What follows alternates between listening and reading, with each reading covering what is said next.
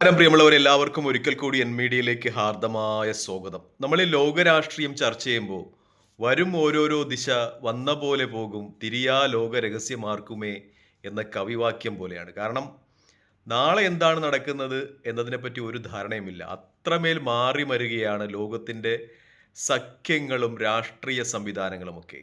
ഇന്നലെ വരെ ശത്രുതയിലായിരുന്ന രാജ്യങ്ങൾ ഇന്ന് സൗഹൃദത്തിലാകുന്നു.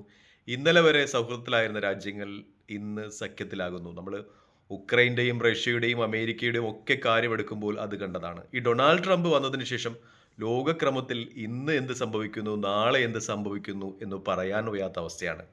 ഞാനീ പറഞ്ഞു വരുന്നത് അമേരിക്കയും ഹമാസും തമ്മിൽ ചർച്ചകൾ നടത്തുന്നു എന്ന രീതിയിൽ വാർത്തകൾ പുറത്തു വരികയാണ്. പ്രത്യേകിച്ചും ആക്സിസ് പോലെയുള്ള അന്താരാഷ്ട്ര മാധ്യമങ്ങളാണ് ഇത് സംബന്ധിച്ച വാർത്തകൾ പുറത്തു വരുന്നത്.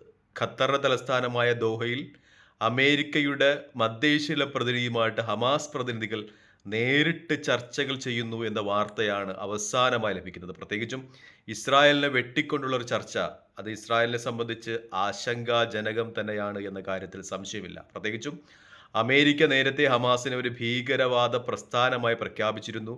ആ ഹമാസുമായിട്ടാണ് ഈ മാറിയ ലോകക്രമത്തിൽ അമേരിക്ക ചർച്ച നടത്തുന്നത് എന്നത് വലിയ വസ്തുതയായിട്ടാണ് അന്താരാഷ്ട്ര മാധ്യമങ്ങളൊക്കെ ചർച്ച ചെയ്യുന്നത്. പ്രത്യേകിച്ചും അമേരിക്കയുടെ ഒരു ബന്ദി ഈ അവസരത്തിലും ഹമാസിന്റെ കയ്യിലുണ്ട്. അമേരിക്കൻ ഇസ്രായേലി പൗരൻ ആയിട്ടുള്ള 4 പേരുടെ മൃതശരീരങ്ങളും ഇപ്പോൾ ഹമാസിന്റെ പക്കലുണ്ട്.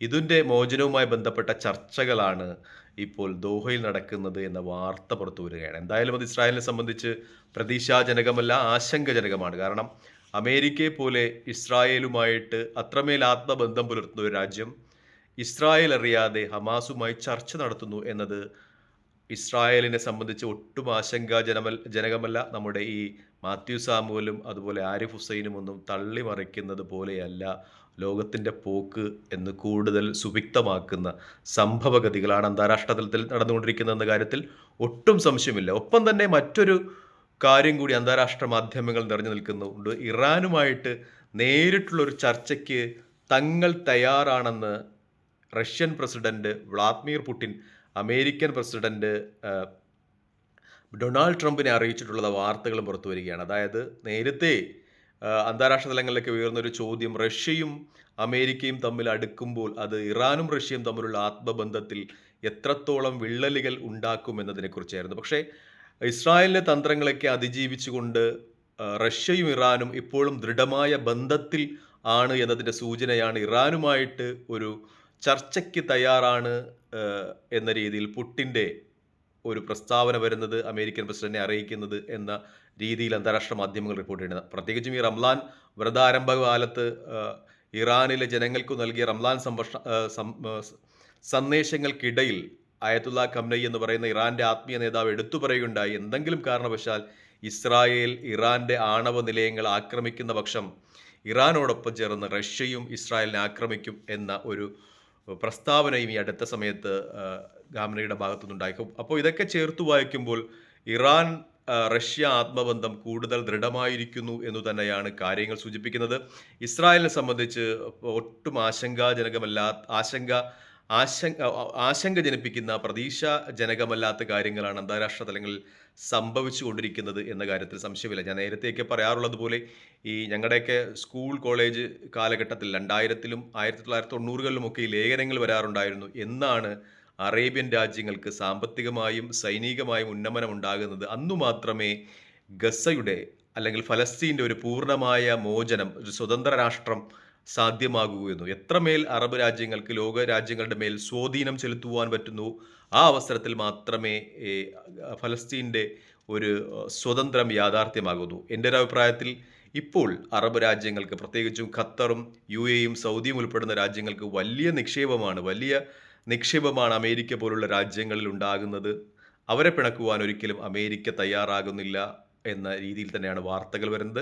അവരുടെ നിർദ്ദേശങ്ങൾ ഒരു പരിധിവരെ അമേരിക്ക സ്വീകരിക്കുന്നു എന്ന രീതിയിലാണ് ഈ ഹമാസുമായിട്ടുള്ള ചർച്ചകളും ഇപ്പോൾ Putin Russian president Putin American പ്രസിഡന്റിന്റെ നിർദ്ദേശാനുസരണം ഇറാനുമായിട്ട് നടത്തുന്ന ചർച്ചകളിലുമൊക്കെ പ്രതിഫലിക്കുന്നത് എന്ന കാര്യത്തിൽ സംശയമില്ല.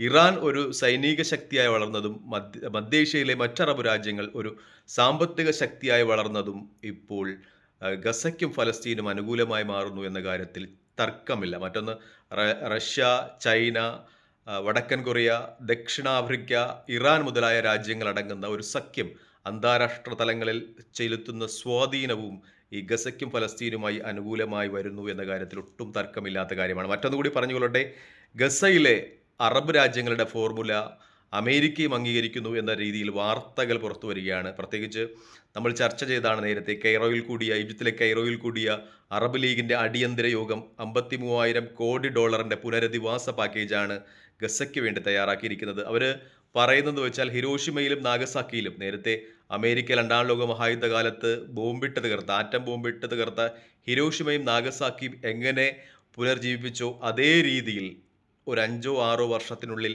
പൂർണ്ണമായും തന്നെ ഗസയെ പുനർജീവിപ്പിക്കുവാൻ കഴിയും എന്ന രീതിയിലാണ് ഇപ്പോൾ ഈ അറബ് ലീഗിൻ്റെ ഈ പുനരധിവാസ പാക്കേജ് വരുന്നത് എന്നതും ഏറ്റവും വലിയ പ്രത്യേകതയാണ്. അതുപോലെ അന്താരാഷ്ട്ര വിമാനത്താവളവും വളരെ അത്യന്താധുനികമായ പാർപ്പിട സൗകര്യം ഉൾപ്പെടെയുള്ള ഒരു പുനരധിവാസമായിരിക്കും ഗസയിൽ നടക്കുക എന്ന രീതിയിലാണ് അന്താരാഷ്ട്ര മാധ്യമങ്ങളൊക്കെ ചർച്ച ചെയ്യുന്നത്.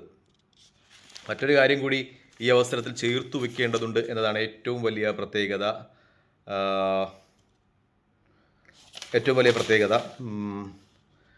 ഗസയിലെ പുനർനിർമ്മാണത്തെക്കുറിച്ച് 22 രാജ്യങ്ങൾ അറബ് ലീഗിൻ്റെ സമ്മേളനത്തിൽ പങ്കെടുത്തു എന്നൊരു നിർദ്ദേശം വരുന്നുണ്ട്.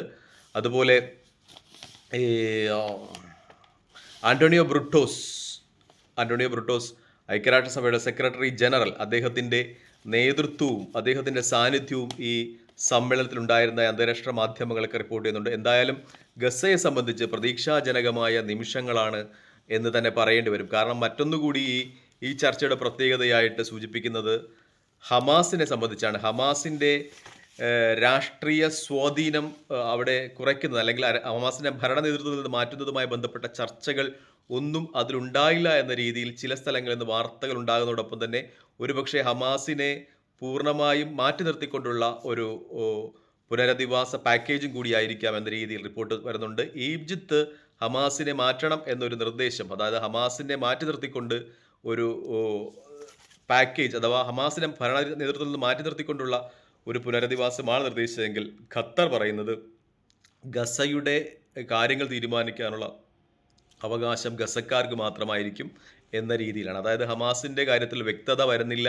അത് ഇസ്രായേലിനെ സംബന്ധിച്ച് കൂടുതൽ ആശങ്കാജനകത ഉണ്ടാക്കുന്നു എന്ന കാര്യത്തിൽ സംശയമില്ല. മറ്റൊന്ന്, പുറത്തു വരുന്ന റിപ്പോർട്ട് അനുസരിച്ച് PLOയുടെ നേതൃത്വത്തിൽ നമുക്കറിയാവുന്നതുപോലെ പാലസ്തീൻ ലിബറൽ ഓർഗനൈസേഷൻ യാസർ അറാഫത്തിൻ്റെ പ്രസ്ഥാനം, അതിൻ്റെ നേതൃത്വത്തിലായിരിക്കാം ഒരുപക്ഷെ ഗസയുടെ പുനരധിവാസ പാക്കേജ് ഉണ്ടാകുക. ഒപ്പം അറബ് രാജ്യങ്ങളും അതുപോലെ യൂറോപ്യൻ യൂണിയൻ രാജ്യങ്ങളും സഹകരിക്കും എന്ന രീതിയിൽ റിപ്പോർട്ട് വരികയാണ്. എന്തായാലും അന്താരാഷ്ട്ര തലത്തിൽ നടക്കുന്ന വികാസങ്ങൾ ഗസ അല്ല സ്വതന്ത്ര പാലസ്തീൻ എന്ന് പറയുന്ന രാജ്യത്തിൻ്റെ ഭാവി ശോഭനം ആയിരിക്കുമെന്നാണ്, അഥവാ അനധിവിദൂരമല്ലാത്ത സമയത്ത് ഫലസ്തീൻ സ്വതന്ത്ര രാജ്യമായി പുലരും എന്ന് തന്നെയാണ്. തൽക്കാലം ഈ വീഡിയോയുമായി വിടവാങ്ങുന്നു. മറ്റൊരു വീഡിയോയുമായി കാണുന്നതിൽ പ്രാർത്ഥനയിൽ ഉൾപ്പെടുത്തുക. നന്ദി, നമസ്കാരം, ജയ് ഹിന്ദ്.